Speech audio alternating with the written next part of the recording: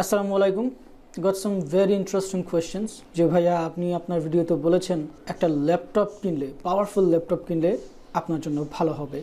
So সেই ক্ষেত্রে কি আমি ম্যাকবুকের কথা চিন্তা করতে পারি কিনা সিএসসি স্টুডেন্টদের জন্য বিগিনার লেভেলে? তো আমি সবাইকে যেই রিকোয়েস্টটা করব যে আপনি যদি সত্যি বিগিনার হয়ে থাকেন এবং কখনো আগে কম্পিউটার ইউজ না করে থাকেন, then please don't go for macOS.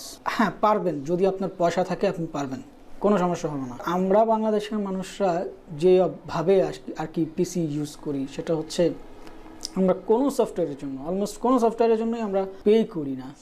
But ম্যাকওএসের ক্ষেত্রে যেটা হয় যে আপনাকে অলমোস্ট প্রত্যেকটা সফটওয়্যারের জন্যই পে করে ইউজ করতে হবে। উইন্ডোজের জন্য যে সফটওয়্যারগুলো অ্যাভেলেবেল আছে, ফার্স্ট অফ অল সবগুলো সফটওয়্যার ম্যাকওএসের জন্য অ্যাভেলেবেল নাই।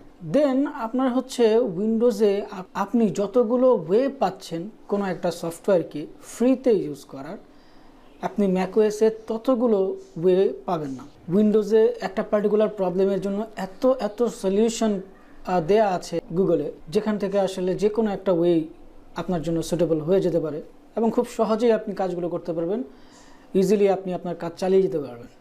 কিন্তু ম্যাকওএসে দেখা যাবে যে প্রত্যেকটা সফটওয়্যার প্রথম দিকে তো এমন হবে যে আপনি একটা কোনো থার্ড পার্টি সফটওয়্যার ইনস্টলই করতে পারবেন না, আপনার ডিভাইস আপনাকে অ্যালাউই করবে না কোনো একটা থার্ড পার্টি সফটওয়্যার ইনস্টল করতে। ম্যাকওএস প্রাইমারিলি চায় যে তাদের যে স্টোর আছে, অ্যাপ স্টোর, সেখান থেকে আপনি ডাউনলোড করেন, সেখানে যে অ্যাভেলেবল সফটওয়্যারগুলো আছে সেগুলোই আপনি ব্যবহার করেন।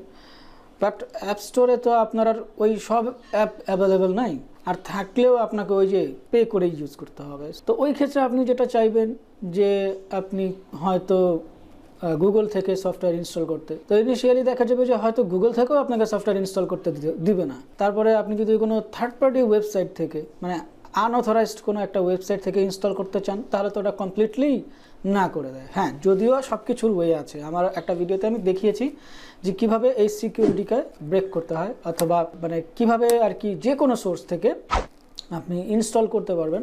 বাট ওই ক্ষেত্রে আপনাকে একটু কম্প্রোমাইজ করতে হবে সিকিউরিটির সাথে। তো এত কিছু করার পরও যখন দেখলেন যে আপনি সফটওয়্যার ইনস্টল করলেন কিন্তু পে করতে হচ্ছে, তখন কিন্তু খুবই ঝামেলায় পড়ে যাবেন। আমি এখনও অনেক মেইল পাই, কমেন্টও পাই যে ভাইয়া আমি সাধারণভাবে যে মাইক্রোসফট অফিস ইউজ করব আর অ্যাডোবির কয়েকটা প্রোডাক্ট ইউজ করব ম্যাকওএসে, আমি এটাই করতে পারতেছি না কারণ পে করতে হচ্ছে। উইন্ডোজে তো সবাই পারে, ঠিক আছে, উইন্ডোজে কত ওয়ে আছে এই কাজগুলো করার, কিন্তু ম্যাকওএসে সবাই পারছে না।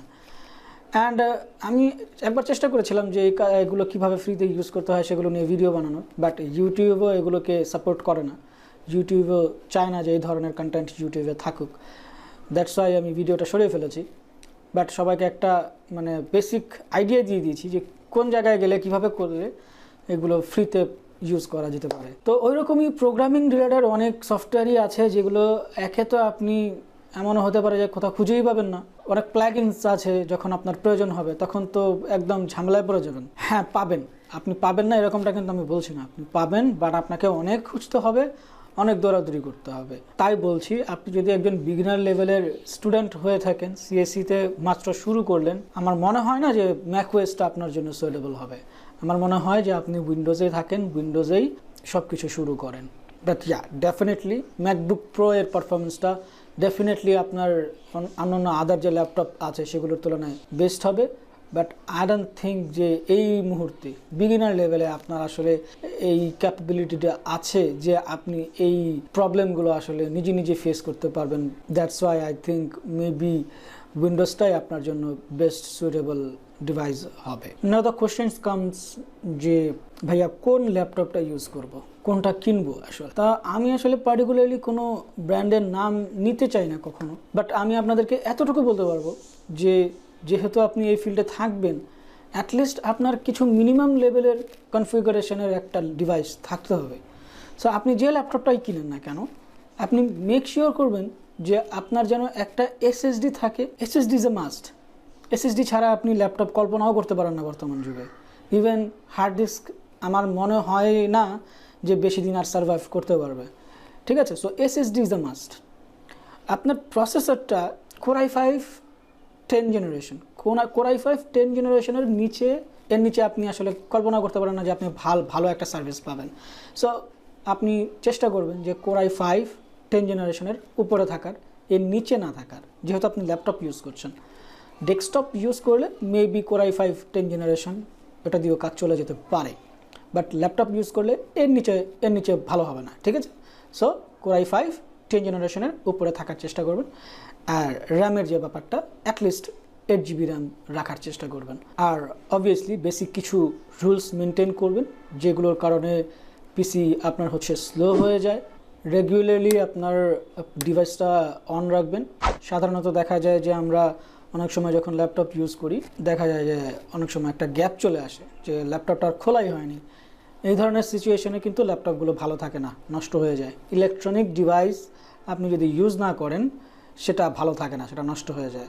দ্যাটস ওয়াই চেষ্টা করবেন কিছুদিন পর হলেও ডিভাইসটাকে অন রাখার, যাতে করে আপনার ডিভাইসের স্বাস্থ্যটা ভালো থাকে। সো দিস ওয়াজ ইট। আমি চেয়েছিলাম যে আপনাদেরকে জাস্ট কিছু একটা আইডিয়া দেওয়ার, যে উইন্ডোজ আপনার জন্য ভালো হবে নাকি ম্যাকওএস আপনার জন্য ভালো হবে, আর যে ডিভাইসটা ইউজ করবেন সেই ডিভাইসের মিনিমাম রিকোয়ারমেন্টটা কী হওয়া উচিত। Thanks for watching.